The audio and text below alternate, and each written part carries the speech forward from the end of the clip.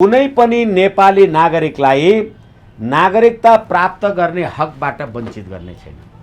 तपाईँ पहिले नेपाली हुनु पर्यो अनि मात्रै तपाईले नेपाली नागरिकता पाउनुहुन्छ।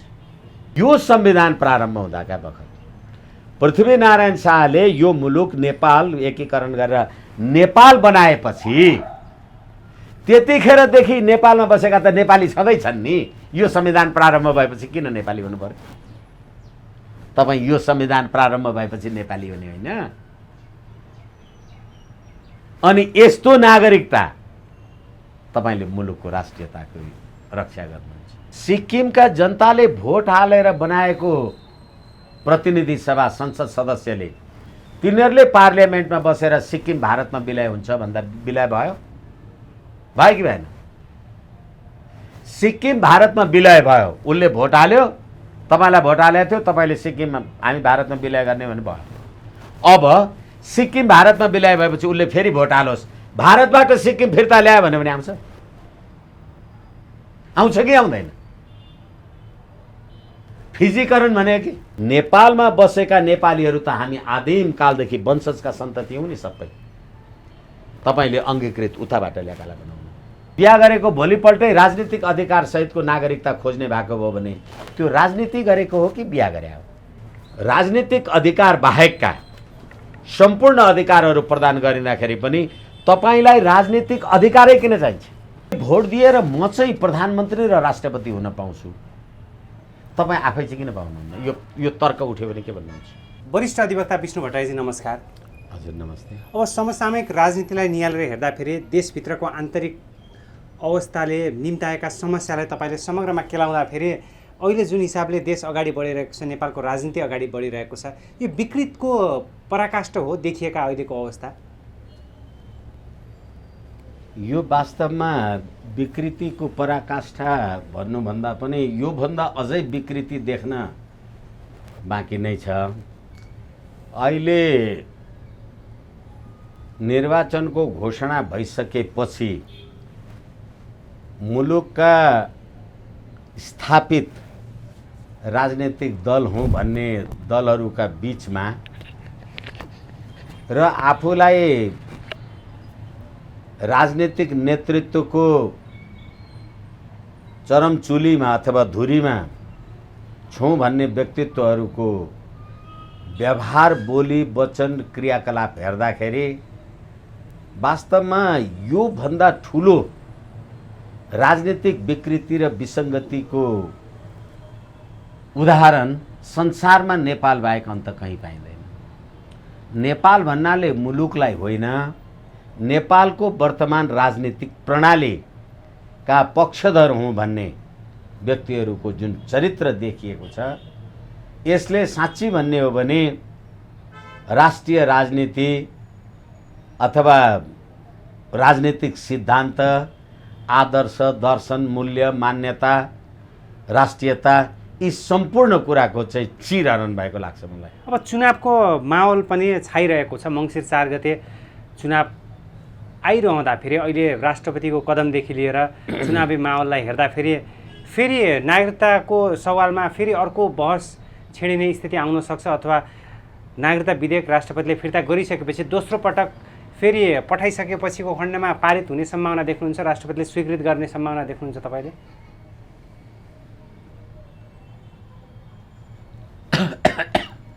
यो गणतान्त्रिक संविधान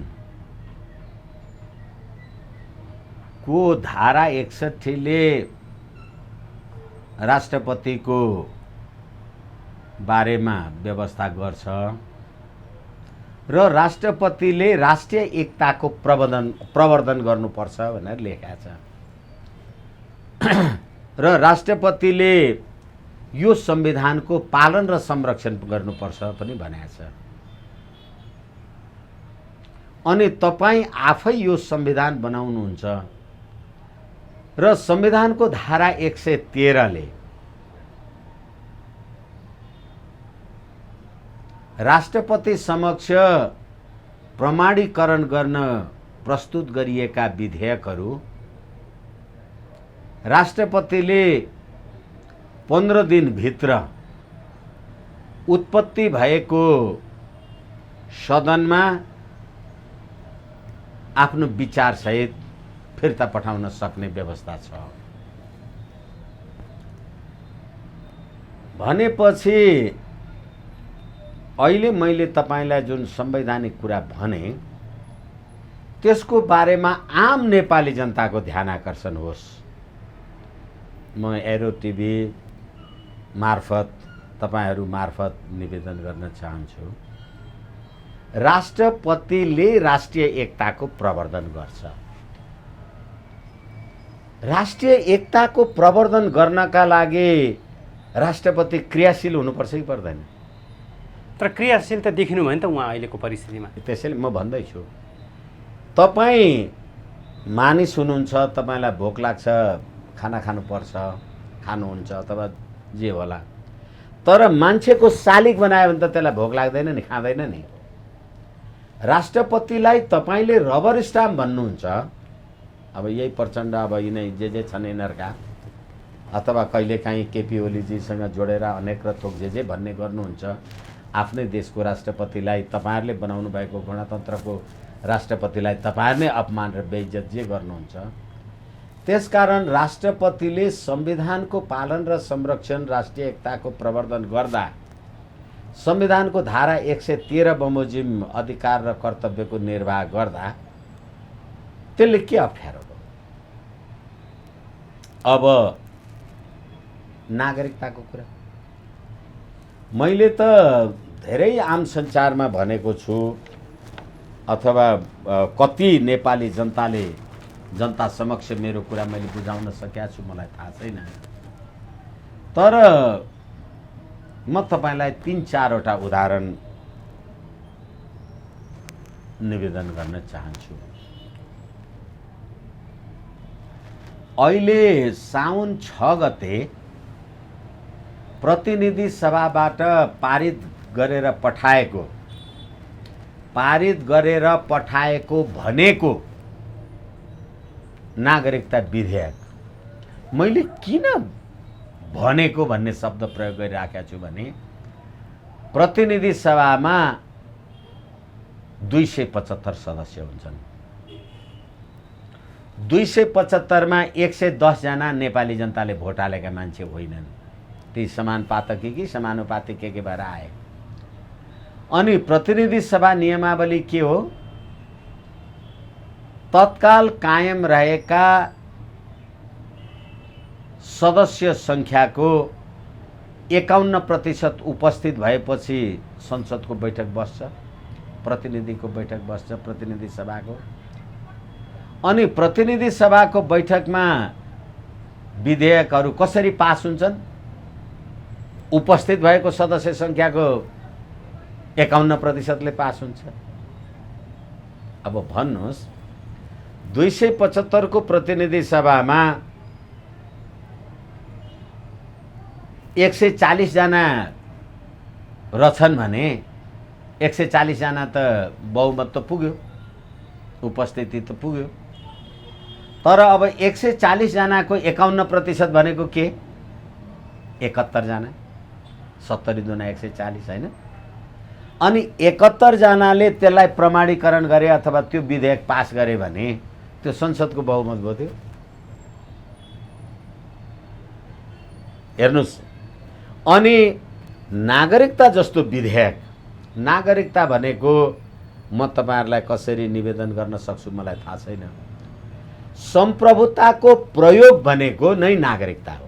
सार्वभौम सत्ता हो नागरिकता। सार्वभौम सत्ता भनेकै नागरिकता हो। र यो नागरिकताको बारेमा सधैँ यो देशमा जब जब राजनीतिक परिवर्तन हुन्छ तब नागरिकता बाँडिन्छ भोटको लागि। अब म तपाईलाई 4 वटा उदाहरण दिउँ।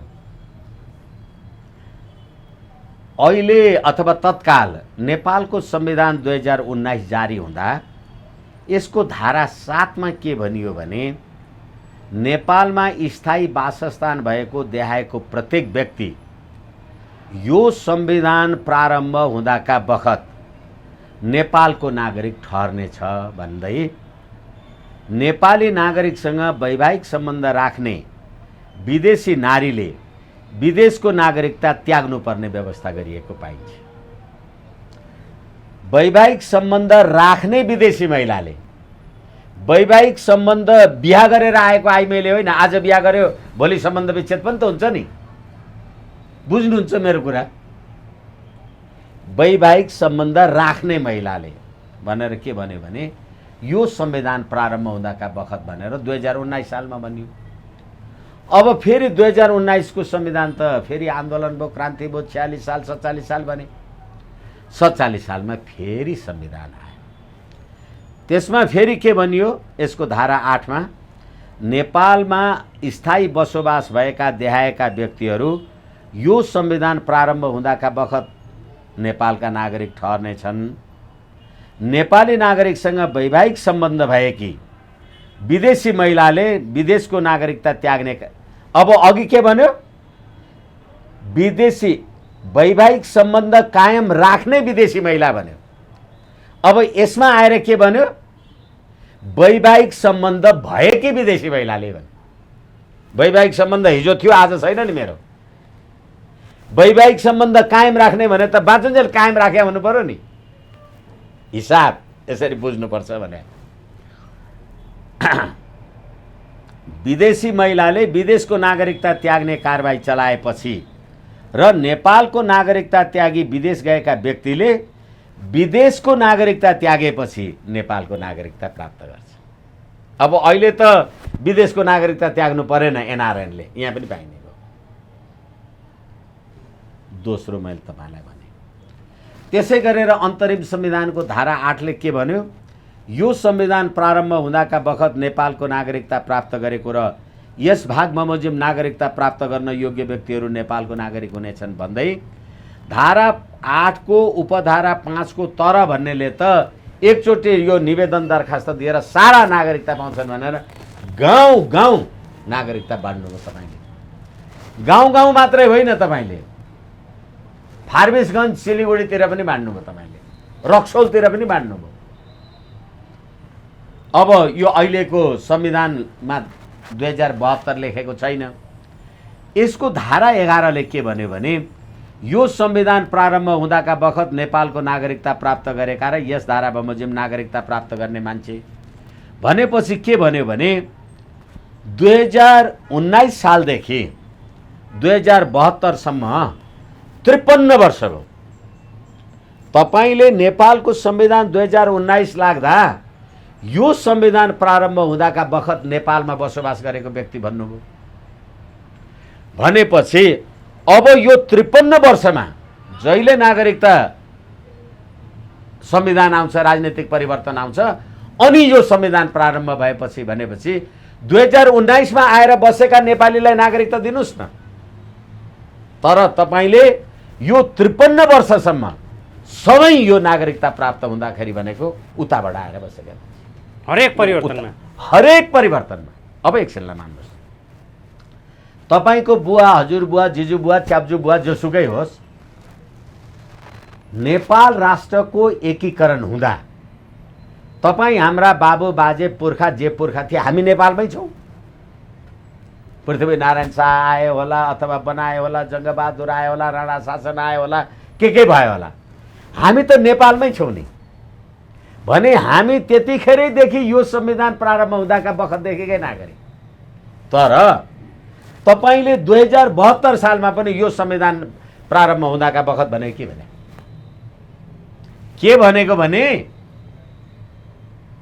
आम नेपाली जनताले याद गरून् यो कुरा। अहिले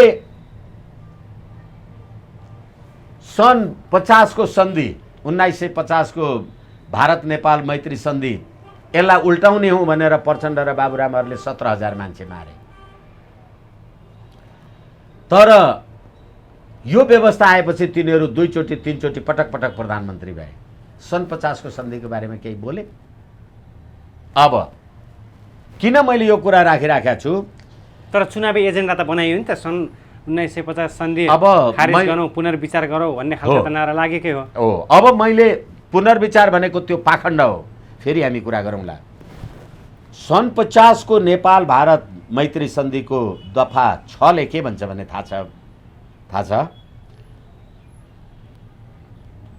भारत र नेपालको छिमेकी मैत्री भावको प्रतीक स्वरूप दुवै सरकारले आफ्ना राज्य क्षेत्रमा रहेका आदर्श सरकारका रैतीलाई आफ्ना मुलुकको औद्योगिक र आर्थिक विकास र त्यस्तो विकास सम्बन्धी रियायत र ठेक्काहरूमा भाग लिनलाई राष्ट्रिय व्यवहार दिन कबुल गर्छ। तपाईले भारतीय व्यापारीहरूलाई नेपालमा राष्ट्रिय व्यवहार गर्नुपर्छ। तपाईले त्यो कबुल गर्छु म भनेर लेख्नु भएको छ सन् 50 को सन्धिमा। त्यसले नेपालको सम्पूर्ण विकास र ठेक्कामा भारतको मात्रै आर्थिक एकाधिकार हुने हो भनेपछि नेपाललाई आर्थिक उपनिवेश बनाउने। अब यसको धारा 7 को कुरा हेर्नुस्। नेपाल सरकारले भारतीय राज्य क्षेत्रमा बस्ने सबै भारतीयलाई निवास, सम्पत्तिको भोग, व्यापार वाणिज्यमा भाग लिन, विशेषाधिकार विषयमा नेपाली सरह समान व्यवहार गर्न कबुल गर्छ। तपाईले इन्डियनलाई यहाँ घर, जग्गा, जमिन सम्पूर्ण कुरा गर्न दिनुपर्छ र तपाईले नेपाली भन्दा फरक व्यवहार उसलाई गर्न पाउनुहुन्न भनेर सन् 50 को सन्धि बनाउनु। अब 1,39 करोड भारतको जनसङ्ख्या, नेपालको अहिलेको जनसङ्ख्या 2,93,00,000 चाहन्छन्। तपाईले सम्पूर्ण भारतीयहरूलाई नेपाली सरह समान व्यवहार गर्नुभयो, यहाँ घर, जग्गा, जमिन खरिद बिक्री गर्न दिनुभयो भने 1,39 करोड अथवा बिहारमा मात्रै 13 करोडको जनसङ्ख्या छ। त्यो 13 करोड नेपालमा आयो भने तपाईँ हामी यहाँ काठमाडौँमा घर जग्गा किनेर बस्न पाउँछौँ कि तिनीहरूले घर जग्गा किने हुन्छन् र तिनीहरूको घरमा गोठालो बस्छौँ हामी? त्यो कुरालाई राजा महेन्द्रले जानेर 2020 सालमा नागरिकता ऐन ल्याए। होइन, नेपालको नागरिक नभई नेपालमा स्थायी घर, जग्गा, जमिन बसोबास गर्न पाइँदैन। अनि अघि मैले भने 2019 देखि अहिलेसम्मको यो 53 वर्षको अवधिमा र अब 2072 देखि त अहिले 79 भनेपछि 53 र 7 यो 60 वर्षको अवधिमा सधैँ तपाईले नागरिकता यो संविधान प्रारम्भ भएपछि भनेको यो संविधान प्रारम्भ भएर उताबाट आएका मान्छेलाई भनेको थियो। नभए तपाईँ त यही नेपालको हुनुहुन्छ नि, प्रारम्भ भएपछि किन चाहिँ? यसकारणले गर्दाखेरि अब तपाईले नेपाली नागरिकता होइन, फेरि पनि म दोहोर्याएर भन्दैछु, तपाईले नेपाली नागरिकता होइन, तपाईले नेपाली बनाउँदै हुनुहुन्छ। मेरो कुरा बुझ्नुहुन्छ? संविधानको धारा 11 ले के भन्यो? यसको मात्रै कुरा होइन, हरेक उसले कुनै पनि नेपाली नागरिकलाई नागरिकता प्राप्त गर्ने हकबाट वञ्चित गर्ने छैन। तपाईँ पहिले नेपाली हुनु पर्यो अनि मात्रै तपाईले नेपाली नागरिकता पाउनुहुन्छ। तपाईँ उताबाट आएर बसेको मान्छे भएर तपाईँ नेपाली हुनुहुन्छ, तपाईँ नेपाली बनाउँदै हुनुहुन्छ। होइन भने यो संविधान प्रारम्भ हुँदाका बखत पृथ्वीनारायण शाहले यो मुलुक नेपाल एकीकरण गरेर नेपाल बनाएपछि त्यतिखेरदेखि नेपालमा बसेका त नेपाली छँदैछन् नि। यो संविधान प्रारम्भ भएपछि किन नेपाली हुनु पर्यो? तपाईँ यो संविधान प्रारम्भ भएपछि नेपाली हुने होइन। अनि यस्तो नागरिकता तपाईले मुलुकको राष्ट्रियताको रक्षा गर्नुहुन्छ। अब अहिले राष्ट्रपतिले, हालाकि अहिले मैले भनेको यो जे तपाईलाई भने यस विषयमा हामीले राष्ट्रपतिजीलाई ज्ञापन पत्र दियौँ। अनि हामीले ज्ञापन पत्र दिएपछि यो ऐतिहासिक कुरा राखेर अनि राष्ट्रपतिले अस्ति यो फिर्ता पठाउँदाखेरि नागरिकता कानुन बनाउँदा ऐतिहासिक पक्षहरूको समग्र अध्ययन गर्न आवश्यक छ भनेर भन्नु भनेपछि यो संविधान जारी भएपछि यो संविधान लागू हुँदाका बखत 2019 में संविधान लागू भयो, तपाईँ नेपाली हुनुहुन्थ्यो। 2047 में संविधान लागू हुँदा ऊ नेपाली कसरी भयो? कसरी भयो मलाई भन न भनेको। नेपालीकै छोराछोरी हो भने त हुनै परेन। तर बनाइयो, रातारात नागरिकता बाँडियो। एकछिन, नागरिकता बाँड्ने कुरा होइन शेषमणिजी, तपाईँले नेपाली बनाउनु भयो, नेपाली बनाउने होइन। के को लागि बनाइयो नेपाली? के स्वार्थ जोडियो? कसको प्रलोभनमा परे नेपालका नेताहरू? अथवा भारतको अनुकूल नजाँदासम्म सत्तामा आउन पाइन्न भन्ने मानसिकता हो? सुगौली सन्धि सन् 50 को नेपाल भारत सन्धि द्वारा नेपाललाई उपनिवेश बनाउने जे काम कार्यवाही चलेको थियो, त्यसलाई त्यसो भने त सिक्किमका जनताले भोट हालेर 1975 मा सिक्किमका जनताले भोट हालेर बनाएको प्रतिनिधि सभा संसद सदस्यले तिनीहरूले पार्लियामेन्टमा बसेर सिक्किम भारतमा विलय हुन्छ भन्दा विलय भयो कि भएन?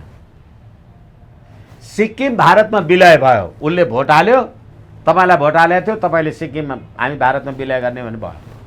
अब सिक्किम भारतमा विलय भएपछि उसले फेरि भोट हालोस्, भारतबाट सिक्किम फिर्ता ल्यायो भने आउँछ? आउँछ कि आउँदैन? फिजीकरण भने कि अब रोटी र बेटीको कुरा गर्नुहुन्छ तपाईहरु।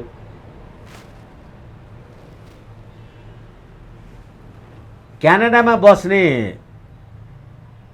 नागरिक, क्यानेडियन नागरिक र अमेरिकामा बस्ने अमेरिकी नागरिकहरू सीमा पनि जोडिया छ। तिनीहरूको पनि रोटी बेटीको कुरा मिल्छ, तिनीहरू सबै क्रिस्चियन छन्, आउ जाउ खानपिन आदि इत्यादि हुन्छ। के क्यानाडाले अमेरिकालाई यतिकै नागरिक दिन्छ त? अनि अमेरिकाले क्यानेडियनलाई दिन्छ त? तपाईं के भन्न खोज्दै हुनुहुन्छ यो देशको राष्ट्रियता समाप्त गर्नका लागि? र तपाईले जन्मसिद्ध नागरिक, वंशजको नागरिक, जन्मसिद्ध नागरिक, अंगीकृत नागरिक, मानार्थ नागरिक भनेर नेपाली जनतालाई टुक्रा टुक्रामा किन विभाजन गर्ने? तपाई कसरी जन्मसिद्ध, म कसरी अंगीकृत, ऊ कसरी वंशज? किनभने नेपालमा बसेका नेपालीहरू त हामी आदिम कालदेखि वंशजका सन्तति हौं नि सबै। तपाईले अंगीकृत उताबाट ल्याएकालाई बनाउनु, यताबाट ल्याएकालाई बनाउनु। अनि एकछिनलाई मान्नुस्, मसँग एउटा नेपाली नारीले भारतीय नारीले बिहा गर्नु, उहाँ र मेरो बीचको सम्बन्ध के? श्रीमान श्रीमती। अनि श्रीमती भएको कारणले नेपालको कानुन बमोजिम पाउने हक अधिकार आदि इत्यादि जे छ सबै कुरा उहाँलाई प्राप्त हुने। तर उहाँले चाहिँ बिहा गरेको भोलिपल्टै राजनीतिक अधिकार सहितको नागरिकता खोज्ने भएको हो भने त्यो राजनीति गरेको हो कि बिहा गरे हो? तपाईलाई भोट हाल्नलाई चाहिँ, तपाईलाई भोट हाल्न मैले बोलाएर लिएर आएको होइन भने तपाईलाई राजनीतिक अधिकार बाहेकका सम्पूर्ण अधिकारहरू प्रदान गरिँदाखेरि पनि तपाईलाई राजनीतिक अधिकारै किन चाहिन्छ? किनभने हालाकि यो संविधानको कति कुरा गर्ने पीडा लाग्छ। यो संविधानले के भन्यो भने राष्ट्रपति, प्रधानमन्त्री, प्रधान सेनापति, प्रधान न्यायाधीश वंशजको आधारमा नेपाली नागरिक हुनुपर्छ भने। अब तपाई हिजो उताबाट आएर यहाँ बस्नु भएको थियो, तपाईलाई ऊ गाउँ गाउँमा नागरिकता बाँड्दाखेरि अंगीकृत नागरिकता दियो। अनि उसको छोरा जन्मेपछि त त्यो छोरा ऊ त वंशज हो नि, बाउ त नेपालमै थियो, म जन्मेको त नेपालमै हो भन्छ। तर उसको माइती मावली चाहिँ सबै इन्डियामा छ। त्यो मान्छे भोलि यो देशको प्रधानमन्त्री भयो भने नेपाल र भारतको बीचमा द्वन्द्व हुँदाखेरि त्यो प्रधानमन्त्री अथवा राष्ट्रपतिले आफ्नो माइती मावलीको गाउँ हेर्छ कि तिम्रो देश हेर्छ? भारतमा सोनिया गान्धीलाई किन प्रधानमन्त्री दिएन? किनभने त्यतिखेर काङ्ग्रेस आइले निर्वाचन जित्दाखेरि पनि तपाईँ भारतीय नागरिक होइन, तपाईँ भारतीय बुहारी हो, बाउ हो भने तपाईँ। अनि त्यसैले मनमोहन सिंहलाई प्रधानमन्त्री, ऊ त इटालियन नि, उसको त रक्त वंश आदि इत्यादि उही छ। तर राजीव गान्धीलाई त प्रधानमन्त्री हुन दियो त। यसै कारणले गर्दाखेरि अब भोलि तपाईँ अङ्गीकृत नागरिक, म वंशजको नागरिक, तपाईँले भोट त दिन पाउनुहुन्छ। तपाईँले भोट दिएर म चाहिँ प्रधानमन्त्री र राष्ट्रपति हुन पाउँछु, तपाईँ आफै चाहिँ किन पाउनुहुन्न? यो तर्क उठ्यो भने के भन्नुहुन्छ? र हाम्रो जस्तो देशमा राजनीतिक परिवर्तन हुँदा नागरिकताको विषय किन राख्नुहुन्छ? अब अर्को इन्ट्रेस्टिङ कुरा सुन्नुहोस्। अस्ति जुन दिन यिनीहरूले 6 गते यो नागरिकता विधेयक पारित गर्यौँ भने हा गरेर द्रुत मार्ग भने बुझ्नुहुन्छ? फास्ट ट्र्याकबाट। अब फास्ट ट्र्याक भन्यो भने सबैले बुझ्छन्, द्रुत मार्ग भन्यो भने कोही पनि बुझ्दैन। नेपालको राष्ट्र, राष्ट्रियता, राष्ट्रिय एकता, स्वाधीनता, सम्प्रभुतासँग सम्बद्ध रहेको नागरिकता विधेयक प्रतिनिधि सभाका सदस्यले छलफलै गर्न पाएनन्। हा पास भने सिद्धि। कसको लागि गर्नु? र त्यतिखेर यो नागरिकता विधेयकको विरुद्धमा, नागरिकताको सम्बन्धमा 4 दर्जन संशोधन प्रस्ताव थिए र 100 भन्दा बढी प्रस्ताव थिए। 4 दर्जन संसद सदस्यले संशोधनको प्रस्ताव राखेका थिए। किन छलफल गर्नुभयो? त्यसो भए अहिले राष्ट्रपतिले रोक्दैमा समस्याको समाधान हुन्छ र संविधानले दिएको सुविधा प्रयोग गरेर दोस्रो पटक राष्ट्रपति समक्ष पेश हुँदा त उनले बाध्य होली नि त फेरि त्यो बेला के हुन्छ? अब यो खारेज त भएको होइन, यसले गति कस्तो लिन्छ? यो कहिलेकाहीँ म अरू सरलाई कुरा गर्दाखेरि भन्ने गर्छु कि क्षमा चाहौँ, मलाई यो तेरो कुरा सुनेर झनक्क माया लाग्छ भन्छु कि म। तपाईँहरूको कुरा सुनेर नि मलाई त्यस्तै लाग्छ। यो राष्ट्रपतिले कानुन बमोजिमको, संविधान बमोजिमको दायित्व गर्ने नगर्ने आफ्नो ठाउँमा छ। मैले तपाईँलाई विनम्रताका साथ के भनिराखेको छु भने तपाईँले मतदान गरेर पठाएको तपाईँको प्रतिनिधि सभाका 175 सदस्य मध्ये 110 जना तपाईँले भोटै हाले मान्छे होइन, समानुपातिक कि समानुपातिकहरू। अब त्यसै गरेर तपाईँले 165 जनालाई भोट हाल्नु भएको छ। 165 जनालाई भोट हाल्दाखेरि पनि ती कुन कुन पार्टीमा छन् त्यो आफ्नो ठाउँमा छ। तर तिनीहरूले पनि जसले संसदले नेपालको सम्प्रभुताको प्रयोग गर्छ भनेर हामीले भोट दिएर पठायौँ, ती संसद सदस्यले छलफल पनि नगरिकन तपाईँले जहीँ पठाउनुहोस् न, पास गर्नुहोस् नगर छोड्नुहोस्, त्यसले नेपाली जनताको राजकीय सत्तालाई प्रतिनिधित्व गर्छ, त्यसले नेपालको राष्ट्रियतालाई प्रतिनिधित्व गर्छ। तपाईँ कानुनमा लेख्नुहोस् कि नलेख्नुहोस्, एकछिनलाई मान्नुहोस्। मैले तपाईँलाई खुकुरीले काटेर घाँटी छिनालेर मारिदिएँ, न्यायाधीशले सोध्यो, ए भट्टराजी तिमीले त त्यसलाई खुकुरीले घाँटी काटेर छिनालेर मारेछौ नि भने। होइन श्रीमान, मैले त खुकुरीले घाँटी मात्रै छिनालिदिए हो, मर्ने काम ऊ आफैले गर्यो। तरिका हुन्छ, यो संसद हो, त्यसरी विधेयक पास हुन्छ। तपाईहरु आम संसारको मान्छेहरू पनि त नेपाली नागरिक हुनुहुन्छ नि। त्यसो भए राष्ट्रपतिको राजीनामा मागिएको छ, महाअभियोगको कुरा आइराछ, सम्भावना देख्नुहुन्छ तपाईँ? लगाउनुहोस् न। किनभनेदेखि राष्ट्रपतिजीले के भन्नुभएको छ भने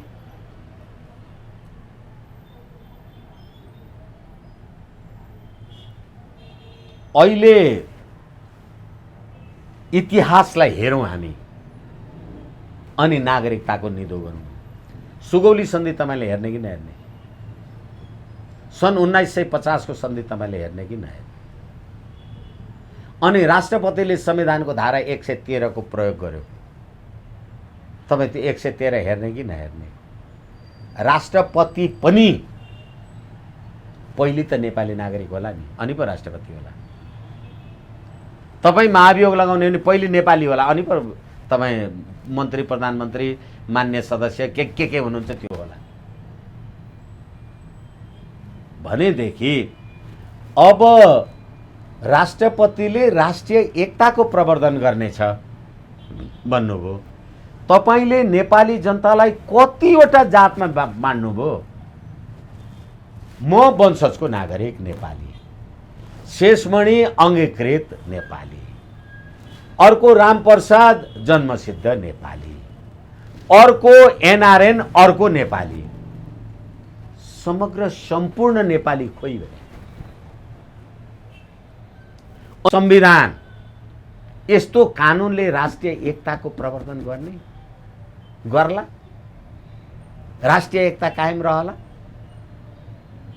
अनि अघि सन् 50 को सन्धिको बारेमा मैले विनम्रताका साथ निवेदन गरेँ।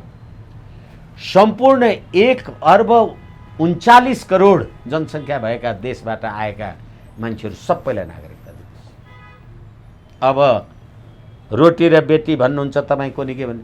मसँग बिहा गरेर आएको एकजना भारतीय महिला आज बिहा गरिन्, भोलि नागरिकता लिइन्, पर्सि मसँग सम्बन्ध विच्छेद गरिन्, त्यो नागरिकता के हुन्छ?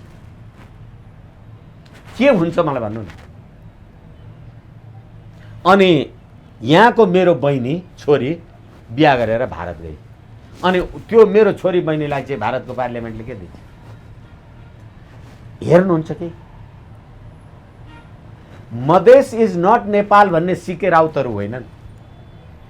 तिनै सिके राउतलाई भोट हाल्ने, तिनै सिके राउतहरू निर्वाचन लड्ने, त्यही राज्य व्यवस्थामा आउने, तिनै मन्त्री प्रधानमन्त्री हुने भनेपछि के होला? त्यसो भए अब यो नागरिकताको विषयलाई यहीँनिर थाती राखौँ। अब अहिलेको सवालमा काठमाडौँभित्रको जुन हिसाबले अवस्था हामीले देख्न सक्छौँ, फोहोरको थुप्रो ठाउँ ठाउँमा देखिरहेका छौँ। मेयर बालेन शाहमाथि प्रश्न उठेको छ, उहाँले फेरि प्रचण्डलाई प्रश्न उठाउनु भएको छ, कस्तो ठेकदारको घरमा बस्नुभयो जसले बाटोको हालत यस्तो बनायो भनेर प्रचण्डमाथि यो व्यतिथिको आरोप लाउनु भएको छ। यो परिस्थितिलाई हेर्दाखेरि अर्कोतर्फ वर्षमान पुनले प्रचण्डको ठाउँ ठाउँमा शालिग बनाइनेछ, उहाँको शालिग पुजिनेछ भनेर प्रचण्डको प्रशंसा गर्नुभएको छ। यी दुईवटा विषयलाई उठान गर्दाखेरि तपाईँले कसरी हेर्नुहुन्छ नि? एकातर्फ बालेनले गरेको प्रचण्डमाथिको आरोप र अर्कोतर्फ वर्षमानले गरेको प्रचण्डमाथिको प्रशंसा। शालिग बन्छ, ठाउँ ठाउँमा पुजिन्छ। अब फेरि पनि म त सधैँ जनताले पुज्ने हुन् प्रचण्डको शालिग बनाएर पछि सधैँ आक्रोश लाग्छ।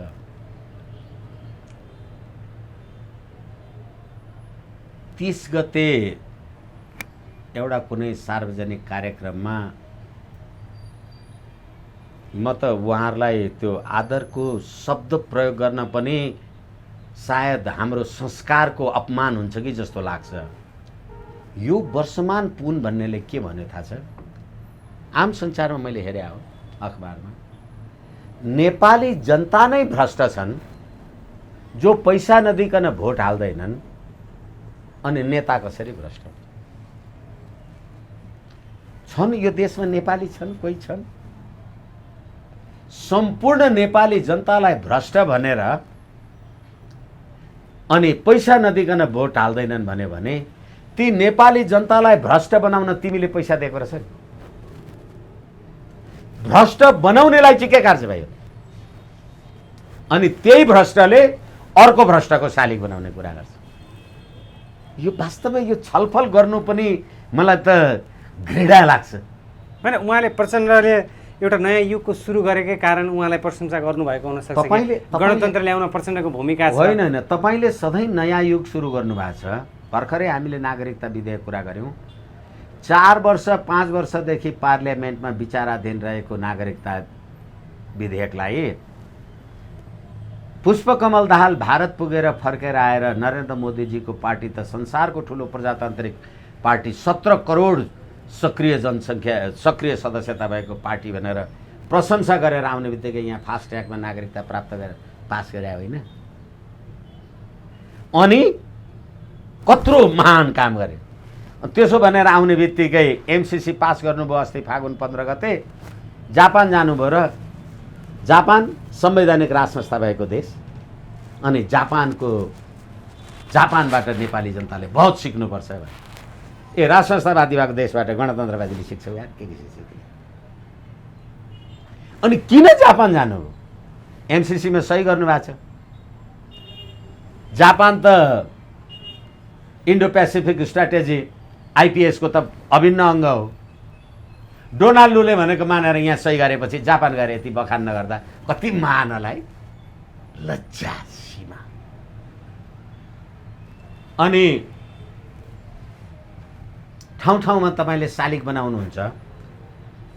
यही प्रचण्ड भन्ने मान्छे होइन, मेरो 3 तोला सुन र भरतपुरमा 1 कट्ठा जमिनभन्दा बढी केही छैन भन्ने मान्छे, जो श्रीमती बिरामी हुँदा अमेरिकामा लगेर अरबौँको उपचार गर्छन्। अर्को झलनाथ खनाल कि के भन्ने छ, सर्पको माला लगाएर बसेर 75 करोड राष्ट्र गुटीबाट उपचार खर्च, अथवा यिनीहरूका लुट, राष्ट्र लुटका कुरै छोडिदिनुहोस्।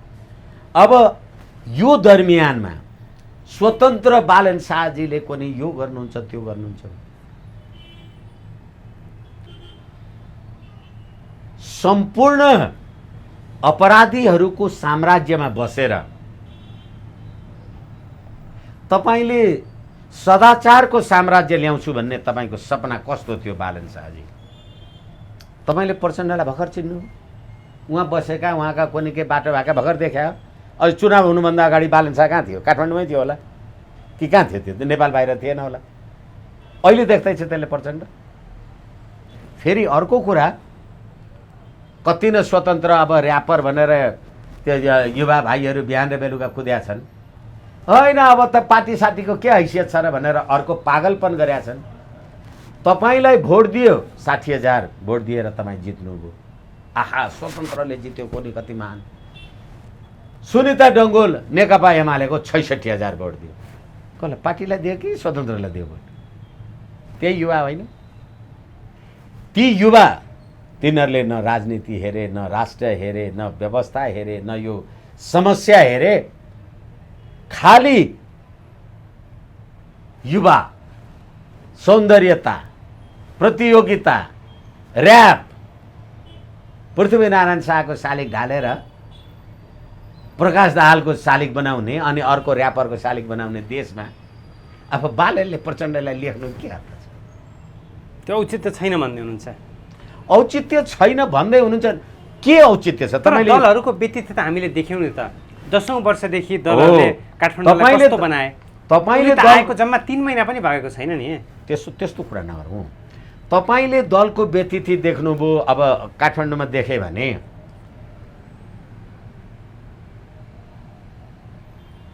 महानगरपालिकाको 32 वडामा मेयर र उपमेयर गरेर 5 जनाको दरले चुनाव जितेका 162 को हुन्छ त्यो महानगरपालिकाको संसद अथवा स्थानीय सरकार जे भन्नुहोस्। 162 जनामा 161 जना त सबै पार्टीकाले चुनाव जिते। सुनिता डङ्गोल लगायत एमाले, काङ्ग्रेस, माओवादीकै वडा सदस्य, घोडा सदस्य, अध्यक्ष के भएका तिनीहरूले जिते। एउटा बालन शाहले चुनाव जित्ने बित्तिकै दलहरूको वितृष्णा, दलहरूप्रतिको वितृष्णा हो कि स्वीकृति हो? वितृष्णा हो भने 161 जना दलका मान्छेले चुनाव जितेका छन्, तिमी एउटा जितिरहेछौ। स्वीकृत तपाईँ नै होइन महिला। माओवादी जनयुद्धमा हामीलाई बलात्कार गरियो, त्यसकारणले यो के अरे बलात्कारको हदम्याद निकाल्नुपर्छ। अनि कहिले भन्नुभयो? वैशाख 30 गते चुनाव थियो, फागुनको 22-24 गते प्रेस मिट गरेर भन्नुभयो। अनि त्यतिखेरै नेपालमा 94% ओमकार परिवार बस्छन् भनेर, अथवा भन्नुहोस् न त्यो विजय चौथाईवाला लगायतका रक्षाबन्धन मान्ने काम पनि त्यही समयमा गर्नुभयो। अनि बलात्कारको हदम्याद घटाऊ, बलात्कारमा हदम्याद नलाग्ने गर भनेर पनि तपाईँले भन्नुभयो। तर वैशाख 30 गते भएको चुनावमा कतिवटा माओवादीलाई भोट हाल्नु? प्रेस मिट गर्ने, कुरा गर्ने, गफ गर्ने, त्यति मात्रै होइन। मोरङमा 31,000 मत ल्याउने मान्छेले उपमेयरको चुनाव जित्यो, 33,000 मत बदल हो। अब यो राज्य प्रणाली तपाईँले भने जस्तो समस्याको चाङ्गन सुधार गर्ने हो भनेदेखि दिल्लीको 12 बुँदे समझदारीद्वारा नेपालको अहिले हामीले नागरिकताको बारेमा पनि धेरै कुरा गऱ्यौँ, राष्ट्रिय एकता, अखण्डता, स्वाधीनता आदि इत्यादि, सामन्त गोयल लगायतका, एमसिसी लगायतका कुराहरू जे यो भ्रष्ट नेपाली जनता भ्रष्ट छन् भन्नेहरूलाई भोट हालेर अनि नेपाली जनतालाई भ्रष्ट बनाउनेहरूलाई नै दोहोर्याएर भोट तपाईँ हाल्नुहुन्छ भने समाधान जनताले आफै दिनु पर्यो नि। त्यसो भए आगामी चुनावमा पनि जनताले यी दललाई नै भोट हालेको खण्डमा आगामी दिनहरू कस्तो देख्नुहुन्छ? हालेको खण्डमा होइन, अन्त कहाँ हाल्ने? एकछिनलाई मान्नुहोस्, हाल्ने ठाउँ छैन, हालेन रे भोट के हुन्छ? त्यतिखेर राजा ज्ञानेन्द्रले स्थानीय निकायको चुनाव गर्छु भन्दाखेरि होइन यो निरङ्कुश हो, यो राजाले आफूलाई सत्ता उलाउनु लागि चुनावमा जो भोट हाल्न गयो तिनीहरूको टाउको काट्छु भन्ने होइन। यो प्रचण्ड, गिरिजा अथवा काङ्ग्रेस, माओवादी, एमालेहरू त्यतिखेर चाहिँ नेपाली जनताले भोट हाल्दा त्यो निरङ्कुश हुने अनि यिनीहरूलाई भोट दिँदा चाहिँ त्यो लोकतन्त्र हुने, यही होइन? यसै कारणले गर्दा नेपाली जनताले भोट हाल्नु भएन, हाल्दैन भोट। राइट टु रिजेक्ट भन्नुहुन्छ तपाईँ? एकछिनलाई मान्नुहोस् न, तपाईँ यहाँ भित्र पस्न पाउनुहुन्छ भने तपाईँ यहाँबाट निस्किन पाउनुहुन्न। तपाईँ यहाँ म कहाँ आउनुहोस् अथवा म आएँ भनेर आउनुभयो भने म गएँ भनेर जानुभयो के हुन्छ? मलाई मतदान गर्नु छैन। फेरि त्यसो भए नेपाली जनता मतदानमा सहभागी नै नहौ भन्नुहुन्छ तपाईँ? हो, यो प्रणाली तपाईँ घरमा स्याल पाल्नु भएको छ, त्यो स्याललाई कुखुरा काटेर खुवाउनुहुन्छ अनि त्यसको सङ्गतमा बस्नुहुन्छ अनि तपाईँ सिंह गर्जेको जस्तो आवाज खोज्नुहुन्छ, कसरी मिल्छ? के ल्याउनु भयो यो प्रणाली? के ल्यायो यो प्रणालीले? तपाईँ भनिदिनुहोस् बुदागत रूपमा। हो, यो प्रणालीकै प्रतिनिधि यो अहिलेको समस्याको चाङ हामीले जे भन्यौँ यो सम्पूर्ण समस्याको चाङ भन्नुहोस् न। चाहे त्यो वैदेशिक हस्तक्षेप, अमेरिकामा अब्राहम लिङ्कन पछाडि 1779 भन्नुहोस् न देखि आजसम्म सयौँ मान्छे राष्ट्रपति भयो होला नि, मन्त्री सन्त्री आदि इत्यादि भयो होला। चीनमा पनि त क्लिनसेन हाङ पछाडि त सयौँ मान्छे नेता अभिनेता आदि इत्यादि भयो होला। खोइ त त्यहाँ राजनीतिक परिवर्तन हुँदा त्यहाँ राष्ट्र नायकको, राष्ट्रिय एकताका प्रतीकको शालिग ढालिँदैन? सुन्नु भएको छ अब्राहम लिङ्कनको शालिग ढाले अरे अमेरिकामा? अमेरिकी जान्दैनन्, त्यहाँ परिवर्तन भएन, राजनीति छैन। तर नेपालमा के का लागि पृथ्वीनारायण शालिग झाडियो? हो, त्यसै कारण प्रचण्डको शालिग भनिन्छ भनियो। नेपालमा यसकारणले पृथ्वीनारायण शाहको शालिग ढालियो किनभने जसले नेपाल निर्माण गरेका थिए र आज विदेशीलाई नेपाली बनाएर नागरिकता दिएर त्यो शालिग ढालेको कुरा प्रमाणित गर्न खोज्दैछन्।